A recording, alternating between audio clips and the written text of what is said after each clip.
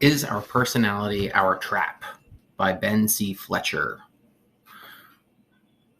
Have you done a personality test?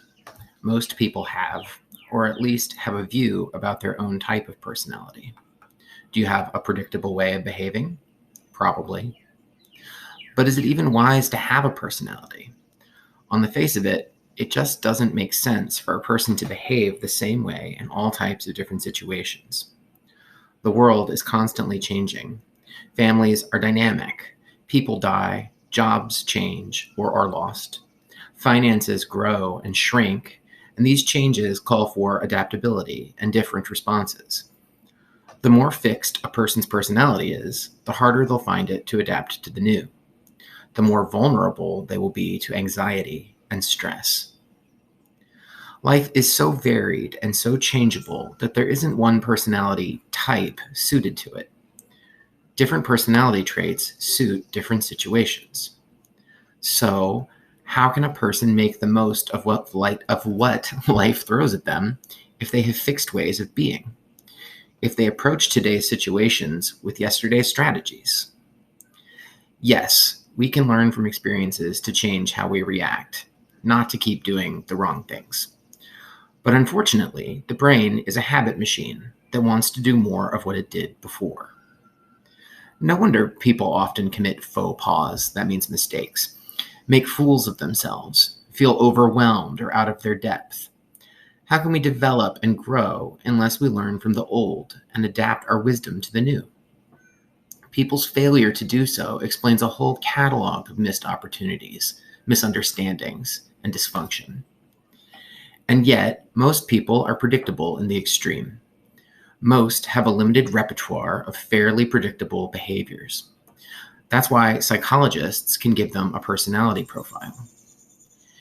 Yet many people are vain enough, some would even say deluded enough, to believe when they reflect on something they have done that they acted out of choice. Moreover, that they were able to put their personality aside for a moment and act in the best way. They would say that they meant to take the course of action that they did and that there was some careful consideration involved, even though anyone who knew them could have predicted they would behave as they did. The rather unpalatable, unpleasing truth is that most of our seemingly conscious intentions are just illusions. Our past habits, which make up our personality, hijack our ability to exercise free will or act differently. They inhibit wakefulness and take the decision out of our hands. Many intentions to act, or choices, are not the result of having judged the situation and made a conscious choice. They are more likely to spring from past behavioral patterns, from our autopilot. We do what we do in a new situation because we did that kind of thing in the past. We are not very responsive to situations because we all too easily become prisoners of our own personality. Extraversion introversion is one of the big 5 personality traits. Yet consider for a moment the extrovert who is the life and soul of the party and happy being the center of attention. His extroversion is not always an asset. In fact, it becomes a handicap when he's forced to have a quiet night in or on a visit to his girlfriend's somber parents. The introvert, on the other hand, may cling to the walls at a wild party, but knows how to enjoy his own company or that of more serious folk. A person who can flex using extroversion and introversion traits appropriately is equally comfortable in either context. His personality does not alienate him from any corner of the world.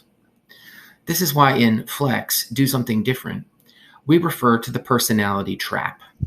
Our personality may actually be working against us. It may keep us from doing the best for ourselves, from having good relationships, and from coping with all facets of our world. You may be thinking that having a definite personality has some advantages too, and indeed it does. We like to be seen to be consistent. People like to feel they know us and know what to expect from us. They like to be able to label us and put us in a box.